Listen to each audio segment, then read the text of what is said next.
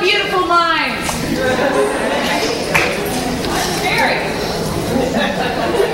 If we didn't do this, you'd be seeing us on true crime shows. I don't know. Yeah.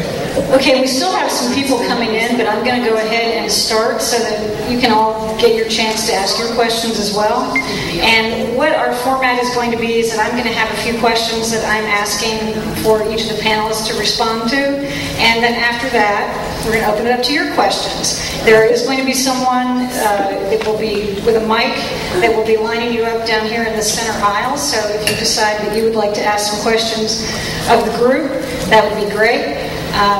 You can ask pretty much whatever you want, but it would be nice if you would ask something that was kind of something that everybody could respond to. That'd be great. So anyway, we'll go ahead and get started by just giving a brief introduction to our wonderful authors who joined us today. And this is the Vampires and New Vampires panel. If that's where you're supposed to be, you're in the right place. If that's not where you were trying to be, we hope you'll stay anyway. So, and we have first on my left, I'm just going to go down the table here. We have Laurel K. Hamilton with her Anita Blake series. And we have Jean C. Stein with the Anna Strong series.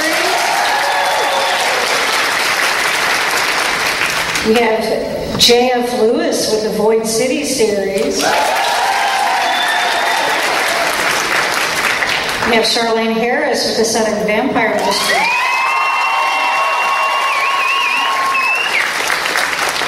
And we have down at the other end, Chelsea Quinn Yarbrough with the Saint-Germain series.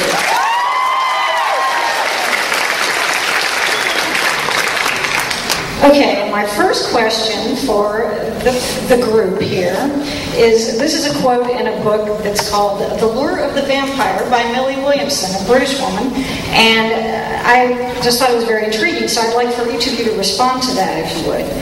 Since the vampire entered the English language over 200 years ago, it has almost permanently existed either in print or visual culture and is an enduring figure in the Anglo-American cultural imagination. But far from the vampire frightening us into rejecting its difference, and thus all the differences that it symbolizes, the vampire has become an image of emulation, a glamorous outsider, a figure whose otherness we find versions of, sometimes ambivalently, in ourselves. I'm not sure that's a question. So, just responding to what I think of it. Yeah, what do you think of this? The whole idea of the otherness, is that something that do you think that that's part of the appeal of the vampire, or how it's become? Thank you. I'm waiting for clarity. It's only Friday, too. That should frighten me.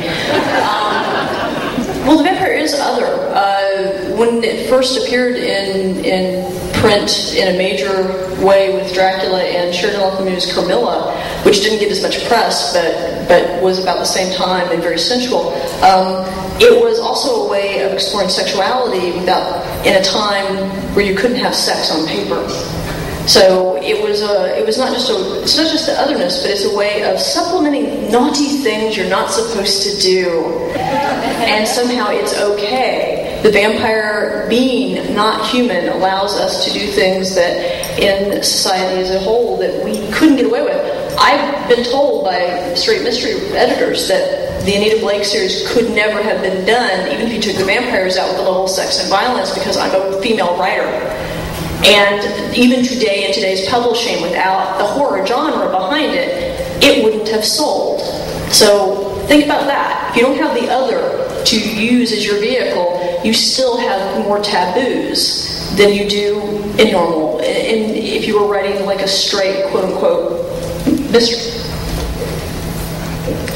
And I also think, besides sexuality, the idea of immortality is another great lure of the vampire.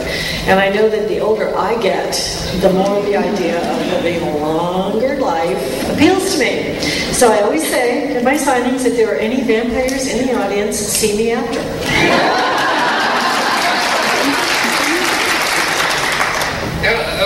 To me, it's the appeal of blood and circuses, which is certainly kind of how I go at it. It's fun to deal with the immorality. There we go.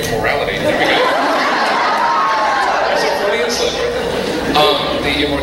aspect, but also it's fun to write scenes where people just tear each other apart, good guys, bad guys, every guy. And I think you couldn't have written that. And also, particularly you couldn't have written that and had the characters appeal to your audience. You could have written them maybe as the bad guys and referred to them doing that off panel, but to have your good guys doing that, I think is relatively new. And a lot of people have paved the way to let that happen. I think sometimes a vampire is just a vampire. But they can, of course, be symbols for lots of different things. As kind of a sidebar to what Jean said, I think in our youth-obsessed culture, vampires who are turned at the, very often, in our books anyway, at the peak of their physical perfection, are young forever. They don't have to get replacement hips. They don't have to go on Medicaid. They don't have to get new teeth or fangs. And I think that's what everybody wants, to be at the height of their physical wellness forever. I think that's something everybody would enjoy a lot. And I think that makes vampires very attractive, as if they needed anything else to make them attractive. But I think that makes them very attractive to the imagination. Well, the Victorians had a lot of trouble, as you mentioned, dealing with the idea of sex. But they also had a lot of trouble with the idea of dealing with foreigners who were stronger than they were. And so part of what made Dracula such an outrageous book was that this was not only a very sexual being, but, a very powerful being that, they didn't know how to fight until they got, a really, really demented Dutchman in on the whole thing.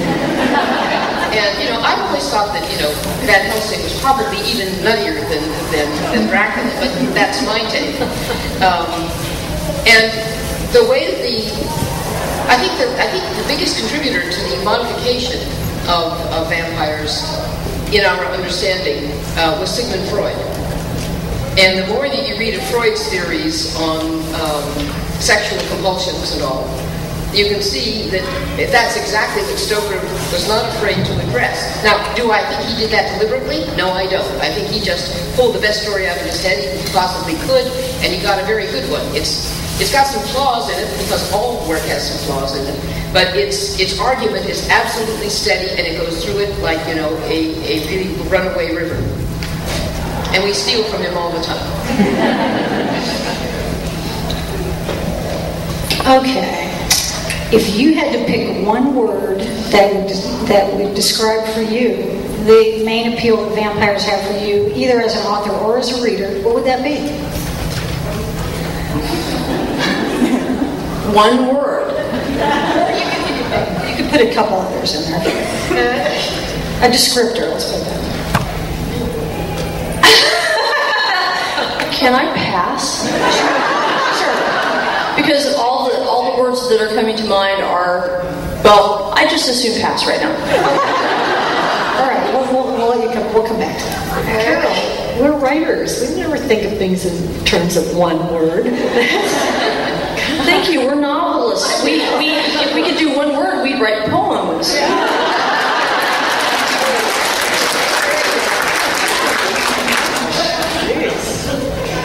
I'm going to pass. All right, so much for that question. Do any of the other three want to take that one? Well, what? Okay, let me rephrase it then. What would you describe as the main appeal? Forget the whole one word thing. But for you as a writer, what's the main appeal of having vampire characters? I can tell you why I've loved vampires and were animals since I was about 7. I saw my first vampire horror movie on TV on the Creature Feature hour. And that is, I have been fascinated with anything monster-wise and scary-wise that could eat me, drink my blood, or eat my flesh. I don't know why. I just know that this is what really fascinated me from the beginning. Ghosts are cool. The Frankenstein monster was great. But if it couldn't eat me, bite me, or tear me apart, I really wasn't that interested. And so for me, I am still that little girl, utterly fascinated fascinated by the idea that something could like tear you apart. I don't know why, but that's really cool to me. And then as I got older and puberty hit, sex got added. And that probably explains so much about myself and what I do. So for me, for whatever reason, that has fascinated me from the beginning. If it can tear you up. Like Laurel, I think the idea of vampires has appealed to me from the very beginning. The first time I read a vampire story, and then when Anne Rice wrote Interview with a Vampire, that book just kind of knocked me out, and it just kind of increased my love for the genre. So I think it's just something that touches you inside, and when a character appeals to you that is so strong and is immortal and just about could rule the world if they wanted to. I think the vampires is being real, and that might be a problem. But because as I said, I keep waiting to meet one. But I just think the idea of vampires, and I don't see vampires as being all bad. That's the thing. They're not just this terrible evil being. So I guess that's why I've come to love them so much. I hoped I'd have an answer by the time you got to me. Instead, I was stuck there going, show us on the doll where the vampire touched your cheek. I don't have to use a doll. No, the appeal, Interview with a Vampire definitely piqued my interest as well. I was working at a comic and game store, and around the time that the White Wolf vampire stuff started, and I guess that got me thinking the direction, but mainly I'm always obstinate. So for me it was why are all the vampires shiny, happy, and pretty? Let's have some mean, ugly vampires. And probably if I had read Poppy Z. Bright earlier, then I would have gone, oh, I don't need to write anything. But that was there. Why am I always next to last? We'll start at the other end next time. Yeah. Adventure. Vampires, adventure. They are in every possible way. Good adventure, bad adventure. But not your everyday run-of-the-mill accountant. I love that. The first thing that I thought when I was making my way through Dracula, and I was like 13, 14, something like that, I love the ambiguity of it. You never quite knew how everything really was. You were getting a bunch of first-person opinions of experience, and of course somewhere between all that was the real thing. And of course the one who never told you what he thought was going on was Drac. And the possibilities of having a character that could be so mutable and at the same time so true, that's what sort of took root back here someplace, and it's still flowering, so I trust it will go on for a while. And to piggyback, one of the coolest things to me about Dracula is the idea that you can't know what happened. You just know what the characters were willing to write down about what happened. Yeah, I don't think Jonathan Harper ever told the whole story about the 3 lines. I also think that television and movies really kind of took the Dracula character and made it something other than what the original story is. I hadn't seen the early Christopher Lee vampires since I was a child, and I was watching one a few years back. And I'd read an essay about them being metaphors for rape.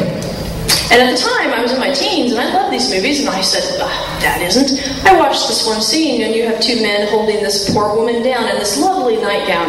Yeah. And they're getting a steak, and they're about ready to stab it through her, and she's struggling, and the men are holding her down. I went, oh my God, it is a metaphor for rape. And I was watching this when I was young enough not to understand it, and I'm going, you just got to be careful. Watch that television with your kid. Not just leave them up late at night, or they'll end up on a panel doing this 20 years later. And they always have such pretty lingerie. And they're wearing a Daffy Duck t-shirt. And the lingerie never gets dirty. You can't wear something long and flowing through the woods. It catches on everything. We recently experienced that by I was helping my sister chase her rooster that had escaped. Because we're out in our jammies. Because rooster escaped in the morning, of course it did. And there's a rose bush in the flower bed.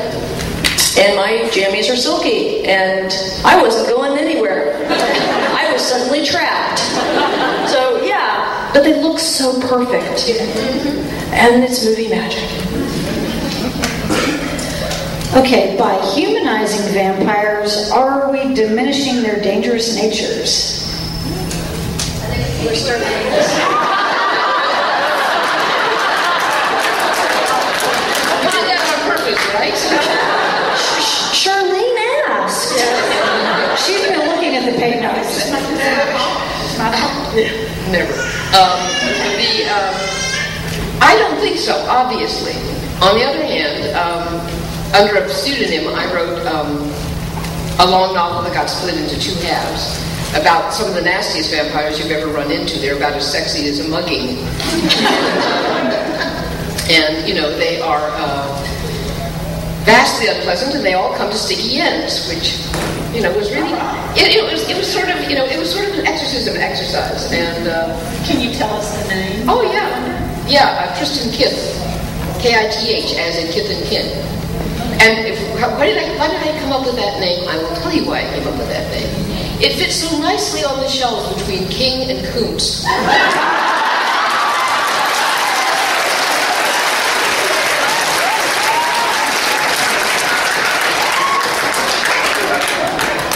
I actually think that humanizing vampires gives them not only depth as characters, because, you know, before you just say, oh yeah, they're going to be mean and horrible. That's all there is to it. Now they can be mean and horrible, or they could be nice and obliging, but also able to rip your throat out. And I think, to me, that's a very interesting combination.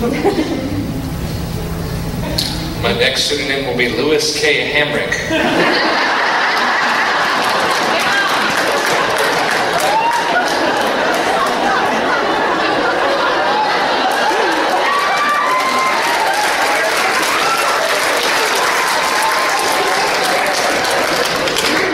Question. Well, the problem with me, I don't remember the question. Oh, humanizing vampires. No, I think humans are the scariest darn things out there. So by having a vampire still be a human as well, then you open up the world to, is the vampire a monster? I don't know. The vampire could try to sell me Girl Scout cookies, or we could be talking about movies, and the vampire could go, yes, anyway, I hope your parents have a great date.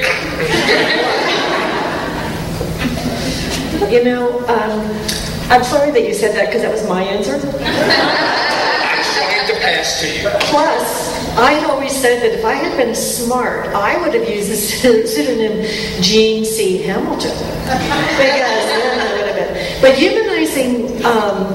humanizing vampires is actually the whole crux of my series, because my protagonist is the vampire, and she was turned against her will, and it's the whole idea of doing presenting a vampire who's still fighting not only her new nature, but not trying to adjust to her new nature, but also trying to retain her humanity. So that's her biggest battle in the books.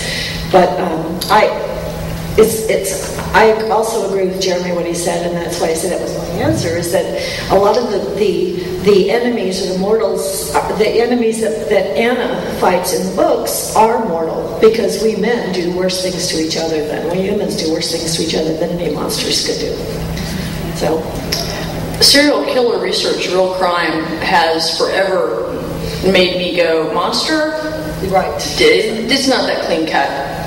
And if you ask me, I don't write vampire stories. I happen to write stories that the main characters happen to be vampires. Why do I make that distinction? Because if you sit down in front of your computer and go, I'm going to write a vampire story, you're going to imitate somebody else. But if you start off by saying, this character, He may be a vampire, but what does that mean? It means he lives this long, he's perhaps immortal, perhaps not, he doesn't age, you go from the character, and then the character is a vampire, or the character is a werewolf, the character is whatever.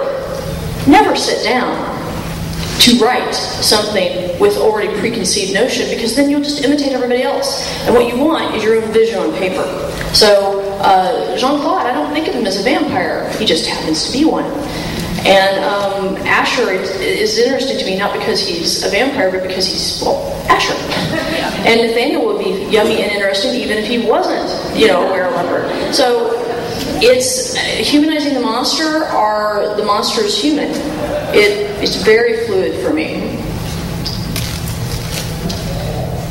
Okay, well, should we start down at the end again? What one foible of your main vampire protagonist is also their greatest weakness and ends up leaving them vulnerable? Or anybody who wants to. Well, he likes smart women, and he isn't afraid of violent situations. That's both his strength and his weakness.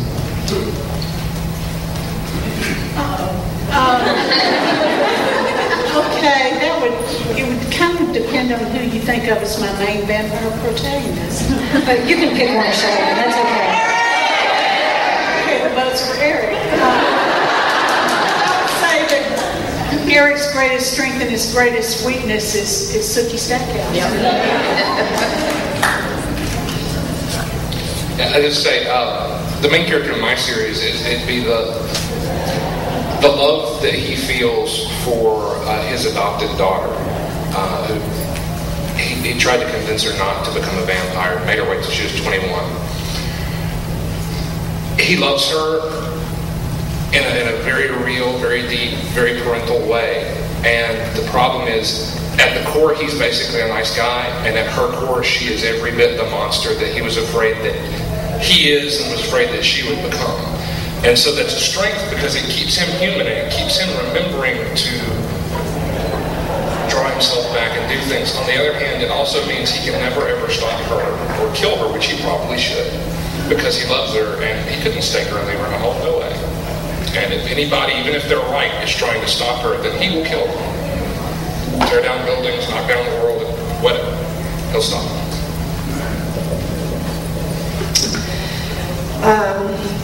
I guess Anna's greatest strength is her is her loyalty to her friends and family, love for her friends and family, which is probably also her greatest weakness, because it makes her vulnerable. The main vampire or the main protagonist? Well, you could go either way, I suppose. And all jokes that are going through my head right now will be left alone.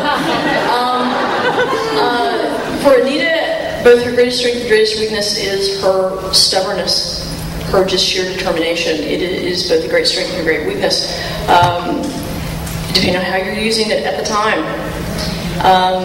And for Jean-Claude, his greatest strength and greatest weakness. His greatest strength is his diplomacy and ability to maneuver people, or maneuver around people. He's the ultimate. You almost never see him in conflict with anybody, and yet he's risen to great power. His greatest weakness, the fact that he can't quite figure out what to do with Anita. He is puzzled, but I actually think that's one of the reasons he still is as enamored of her as he is, because he's lived for several hundred years and he's never met a woman yet until her, but he just can't figure out what to do with. And he's French, and there's something about the French that the pursuit is more important than the capture. Well, you're never really sure you got her. Forever yours, never quite. So I think that is. Interesting that most of us are saying that the romance, the people they love, are both a strength and a weakness. I find that interesting. Okay, I have one more question for the panelists, but at this time, if you would like to ask a question of the group, if you will come up here, you'll see some folks with mics, and we will start forming a line here in the middle section. Okay, my final question is, what are your favorite, or some of your favorite classic representations of vampires? And that can be literature, movies, anything. Where are we starting? Okay, well, we'll start with Lawrence. Okay. Favorite classical, Carmilla. I like Carmilla by Sheridan Le Fanu better than Dracula. It wasn't, because it's more sensual, and there's just more of a feel of otherness to it even than Dracula. So that's one of my favorites of the classics. And for movies, my heart belongs to a really bad film. My heart belongs to Vampire Circus or Circus of Fear. It was out in both. They ran out of money before they could finish it, and so the ending is kind of dreamlike because they went to the cutting room floor to finish it. But I saw it when I was about 6 or 7, and years later saw it again, and this movie totally rolled me because the main vampire at the very beginning it looks like Jean-Claude, and he grabs the leading lady, tears off half her clothes, and says, "One hunger feeds the other." At 7, I didn't get this, but apparently it took root really firmly.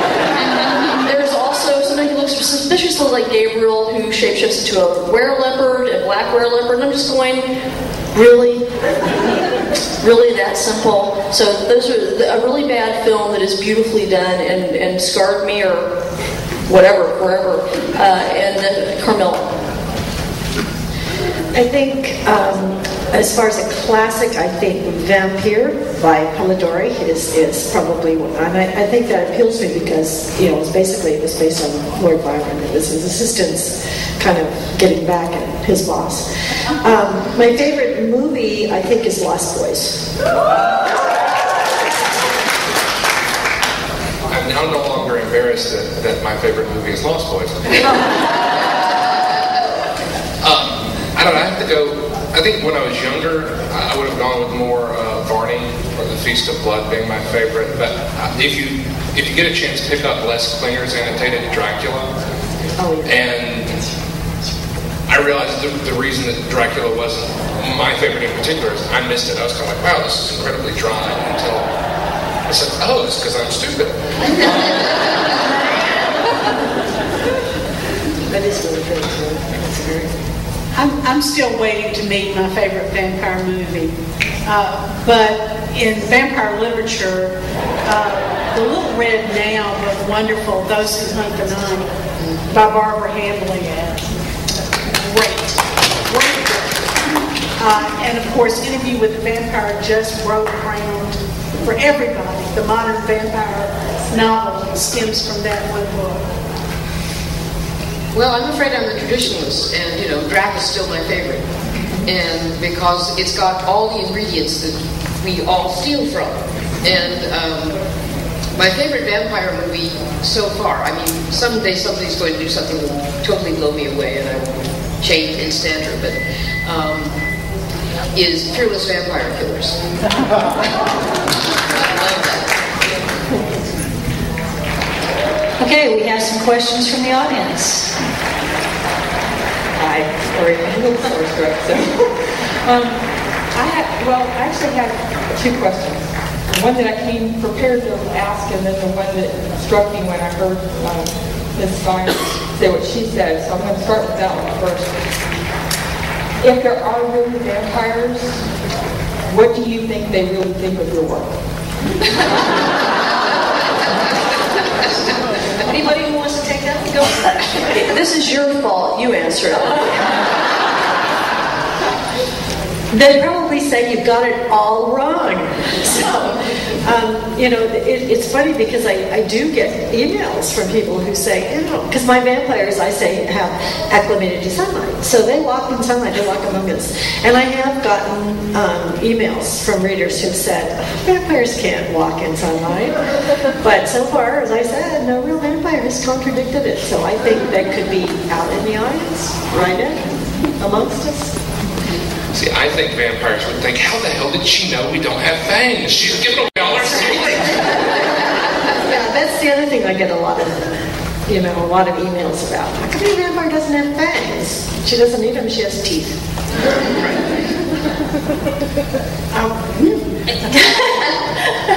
I think amongst us, we would have heard from real vampires by now. I'm willing to put money on that. I have heard from people who said they were vampires, and I'm going, show me the money. Show me the fangs, baby. And I've talked to people who said they were werewolves too, and I'm going, change. So I'm not a doubting Thomas who has to see to believe, but I have to have better evidence than somebody saying, yes, I'm a dangerous creature of the night, before I'll believe it. What Charlene said. Vampire is one of the most widespread myths in all across the world. Something sucks your blood somewhere in almost every culture. Something that widespread has to be based on something, but vampires, as we write them, I'm not expecting that.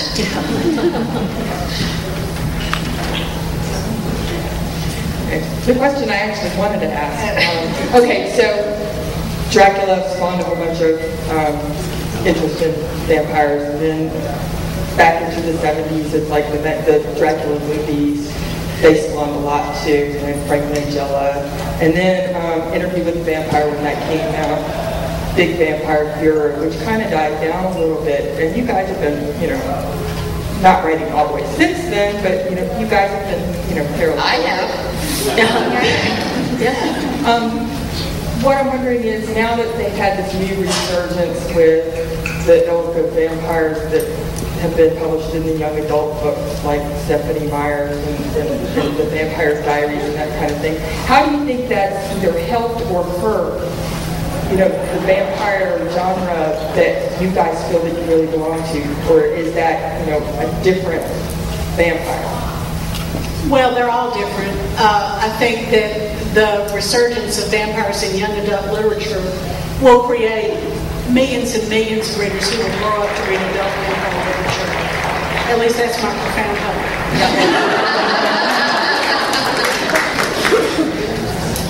That seems good. Yeah.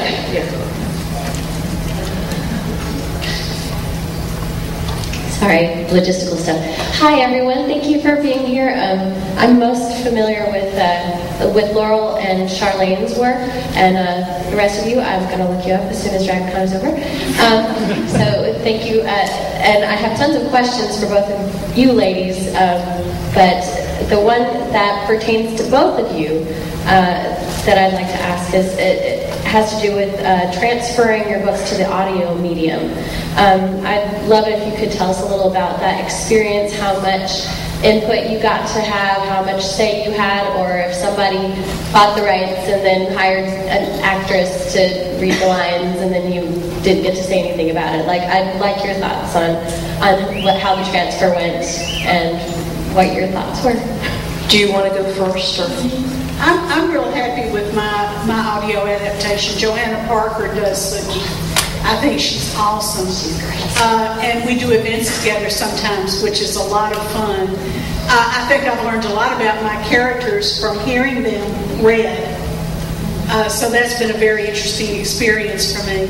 As far as selecting her, I didn't because that's not my expertise. There are people who are experts. They pick Johanna. I think she's great. I've had other audio treatments of my other series. Not so great. But I think that the experience I've had with Johanna is about as good as you could have with the person who does your audio. When I started out, I contractually got to listen. They would pick people and let me hear them, and then I would pick. And sometimes that's been brilliant, and sometimes it's not. And I found out, as Charlene had already wisely knew, that this is not my area of expertise. Just because they read X really well doesn't mean that I'm going to listen to them read my stuff and be just as happy. So I have learned a little humility in this area. Because it is really an art form very different from putting it on paper. So, I still get a chance. I still get to listen to the audio tapes, and ahead of time, I get to look at the abridged scripts. I can't do it because I like all the words. So I have a great deal of control that I can have. I use less of it because I don't have an ear for it. So sometimes it's been brilliant, and sometimes I'm now learning to leave it to people who actually do this for a living, and I'll just write my books. So yeah.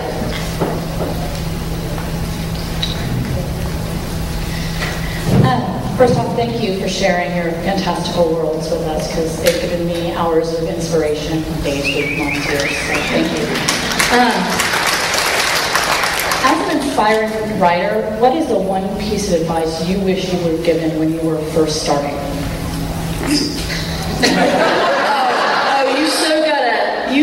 What? Nobody ever gave me any advice at all, other than that's not a very realistic way to make a living. I found that out pretty quick, especially after I published my first book, and people said, "Oh, I guess you're rich now," and I'm going,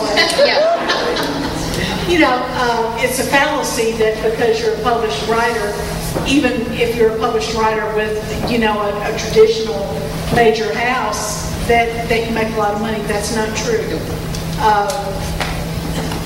When sometimes you get lucky and you do, but that's not the norm at all.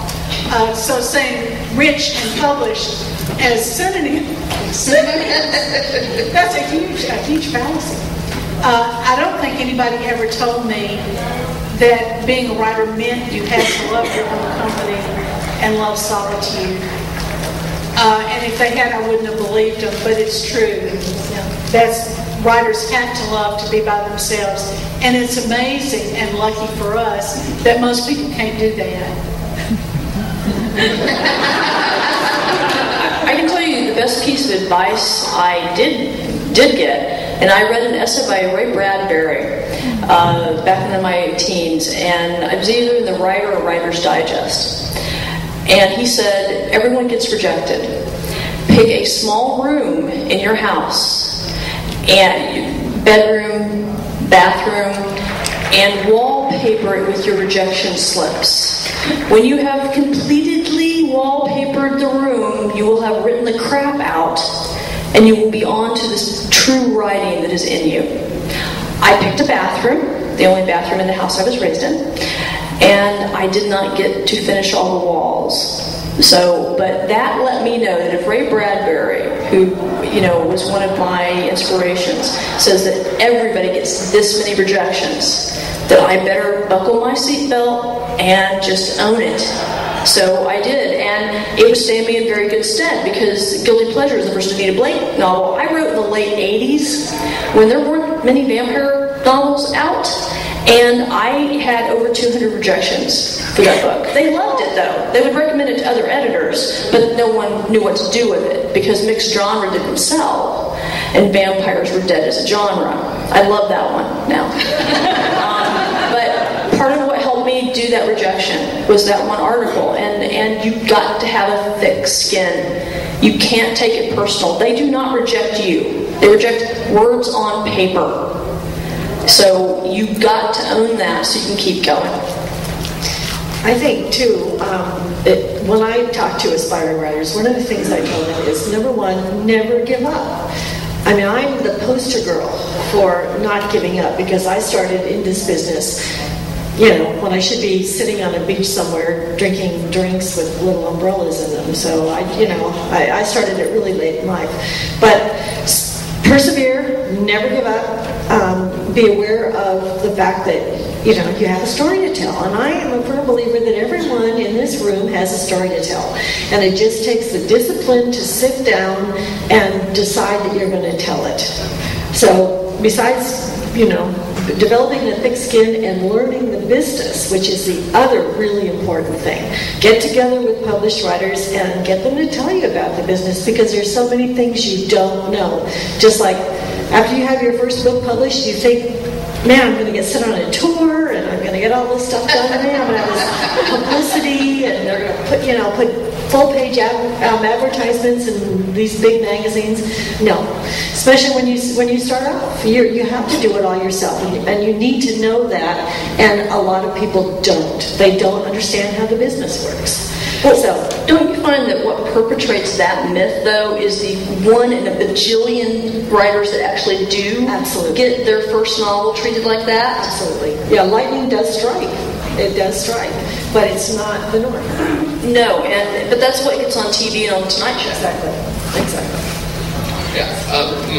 The thing I wish somebody had told me might not be all that helpful to you, but I wish somebody had told me there are going to be people that are very important to you who are going to read your work and reject you as a person because of it, and attack you as a person because of it, attack your family. So if you, sometimes, if you're a relatively religious person, sometimes that will work out well, and your church will remember, oh, this is the person who helps us move old ladies to, new retirement homes and that kind of thing. Sometimes they don't. And so I just wish I'd been more prepared for that. And so if you are a writer and you are, deeply, it doesn't matter what your, the type, how your spirituality comes to you.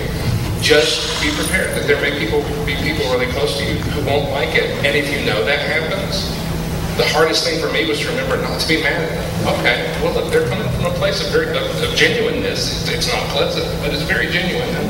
Just be prepared. It's a Boy Scout list. Be prepared. There you go. I had some wonderful advice from Bob Block when I sold The Palace, which was the second in this parade, and he sent me a wonderful letter and said, you don't know it yet, but you're going to be living in the shadow of this character for the rest of your life. And, be prepared for people to try to find him through you. And it's been invaluable, absolutely invaluable. Thank you so much. I'm sure Laurel gets this all the time, too. I have people that ask me, how much of Anna is you? All of it. Oh, I can't say that.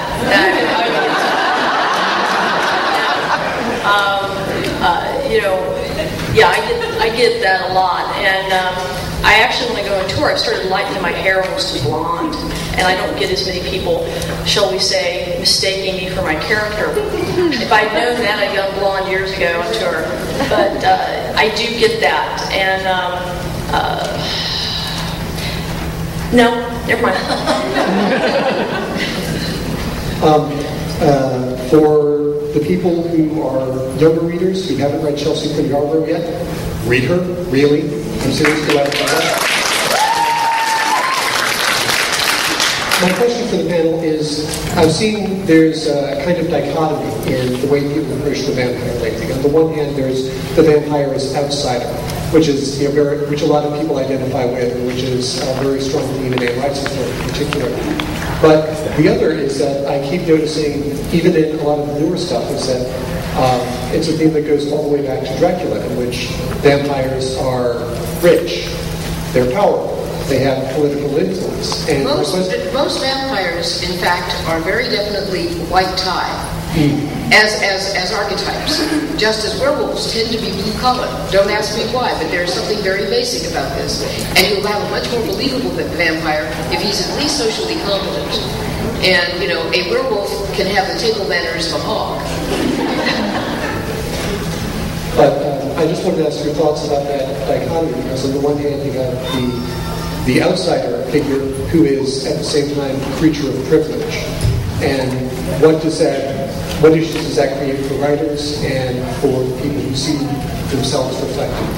Well, the vampire as being part of the aristocracy is traditional to the early serial killers before there was such a term. Elizabeth Bathory, you had to be part of the nobility to kill this many people and not get killed yourself. You just had to be able to protect yourself. So any real, quote-unquote, real cases of vampirism were almost always the aristocracy, because they were the only ones with the time and resources to go out and kill this many people outside of war. So I think that's where that comes from. And if you go back and read the early trial transcripts, you find that the werewolves and stuff are usually what would be known as sexual sadistic serial killers now, but the crimes were so horrible that they had to make them monsters. And they were executed as werewolves, not as murderers. But you read the crimes, and if they were really, really violent and they were not aristocracy, they were usually killed or executed as werewolves or were-animals of werewolves. And if you were part of the aristocracy, you were a vampire or you were quietly shut up in a room. But that's actually traditional because they have the resources, the time, and that's why so many real serial killers today, you always, depending on what they're doing, you go, they know they have a house, they know they have privacy. Privacy is a very recent modern idea.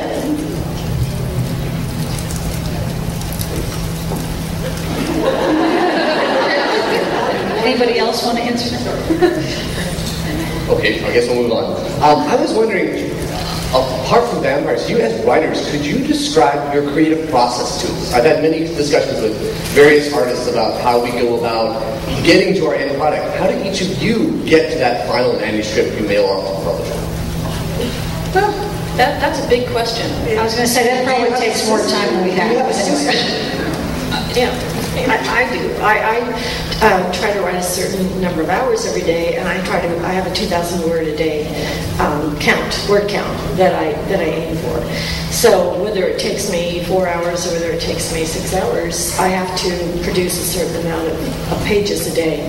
And it's kind of funny because that's the other thing. I probably wrote my first book in like 15 years, and then you get your contract, and all of a sudden you have deadlines, and you really do have to develop some kind of system. You have to have some kind of discipline, or you'd never be able to meet the deadlines.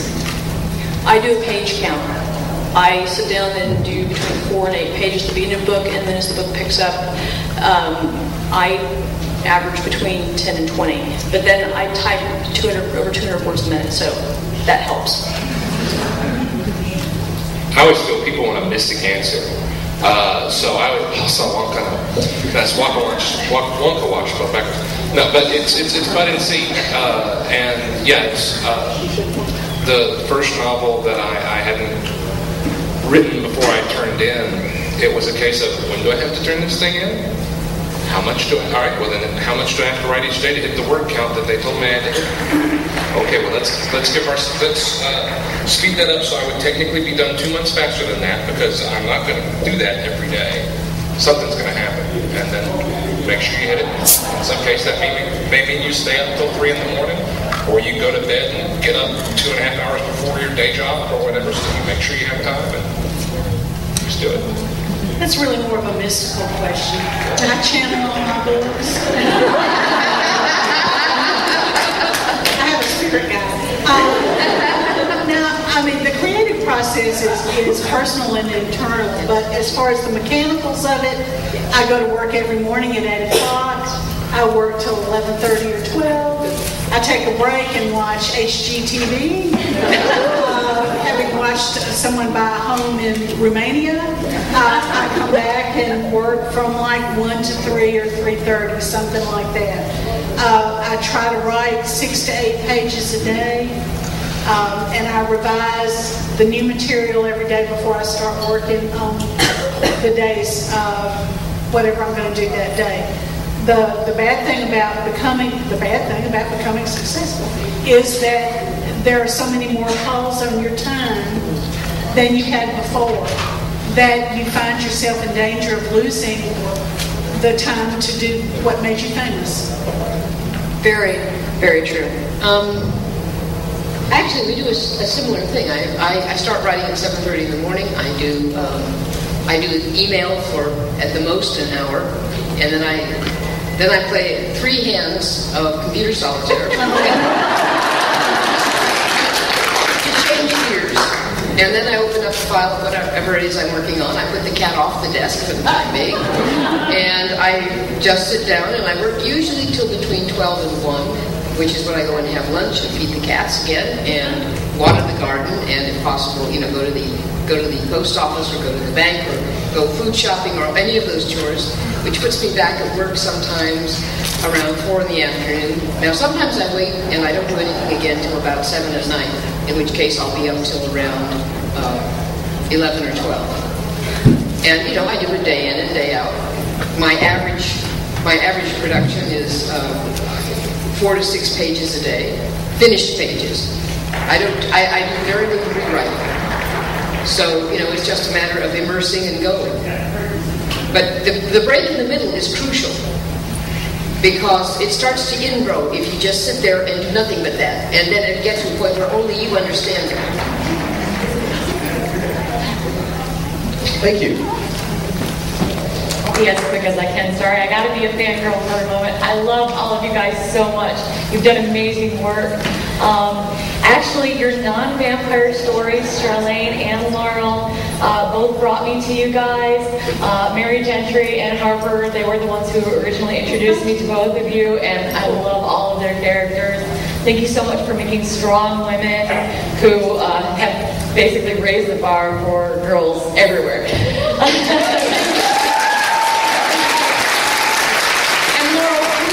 Please follow in Charlene's footsteps with your series and bring it to the screen. Oh, we're all on that. Yeah. Yes, please. Just do the math. But I now understand more about the process, having played in Hollywood, and you know, you have a 600, say you have a 600-page novel script. 120 to 160. Yeah. You are going to miss things. Things are going to be cut. There's no way around that. So I'm just prepping now, because I too am going to sit there and want everything. Yeah. So for your last book that you wrote, Hit List, you said that your non-metaphysical death scenes you found primarily from homicides that are actually happening out there. Which is great, because I love having that real world to come back to kind of find that connection. For all of you, how much percentage of your book do you like to put in real world with your fictional world, or do you find yourself wanting to get completely away from the real world and be completely fictional?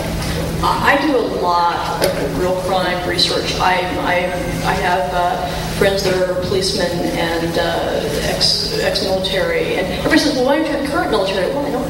Well, the current military are usually busy. Yeah. Doing something. So I do a lot of research, and I try to make this real as possible, because I'm asking people to believe in vampires, zombies, ghouls, and werewolves, and usually before breakfast, you know? So I believe that the more reality you put in, the more real your fantasy is. And also, what's always interested me is taking the fantastic and making it mundane. I'm much more interested in walking down the street and realizing, oh, that's my neighbor, yeah, they're a vampire, and just keep walking and have that be normal, than to have the mysterious count show up next door. That it's always interested me the other way around.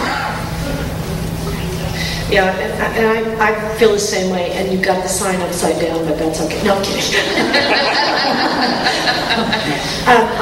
I set my books in the contemporary world, and actually the first 7 books take place within a period of about 16 months. So it's a fast period of time, and it's today. So I use a lot of real world situations, and I pit Anna against a lot of real world, not enemies, what's the word I'm trying to think of? Bad guys, antagonists, bad guys, yeah. And it's been fun for me, because currently, assuming that the series continues, my supernatural society is very heavily moving on a collision course with the real world. And so that's fun to me. So right now it's more of how would this have gone unnoticed, is more of the research. So you start looking, where are the places where there really isn't anything, or where there really could be something? How would you have this many people go missing? What kind of machine would have to be in place? Not just for people, we don't remember that Bob died, but not just that, but okay, well, what if Bob worked here, then somebody's got to take that job? What kind of engine is required to keep a population where, if a city, 1,000 people die every year, or in my case, around 6,439. Just a ballpark figure. Yes. What labyrinthine complex has to be in place to make that keep happening and go unnoticed?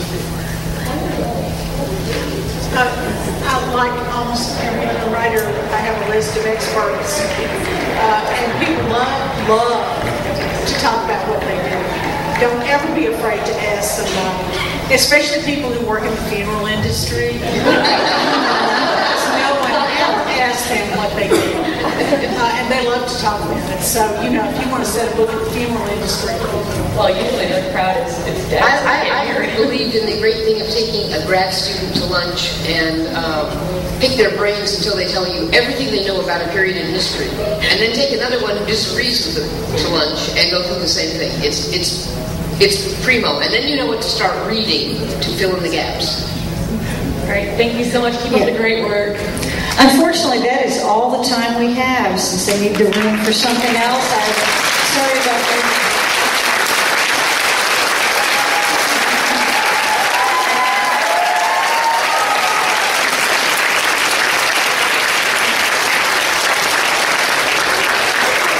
Well, I was going to say let's thank our authors, but I think you guys just did. For me personally, thank you. Thank you. Thank you.